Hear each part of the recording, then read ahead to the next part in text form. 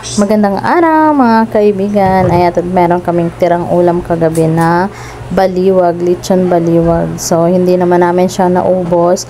Kaya, ayan, lulutuin namin siya na lalagyan namin ng Mang Tomas. Hindi na siya, gagawin namin siya lechon paksiw. Hindi siya lechon paksiw na pork. Ngayon, chicken lechon paksiw. O, diba?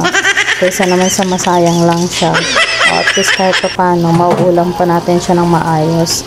Ayan, lagyan na natin ng mga ingredients tulad ng magic sarap, bitchin, paminta, at kahit ano-ano pa basta't sumarap lang siya.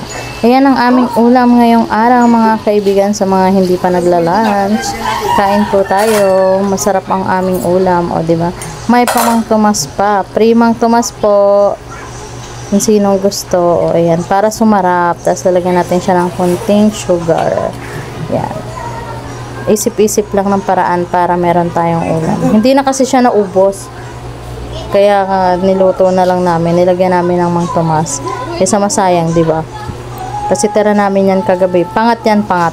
Pangatlong init yan ang ulam namin ngayong araw. O, masarap yan guys. Kasi pangatlong init yan. O, di ba? Yummy. Sarap. So, pakuluin na lang natin siya. Antayin natin siya na maluto ng maayos.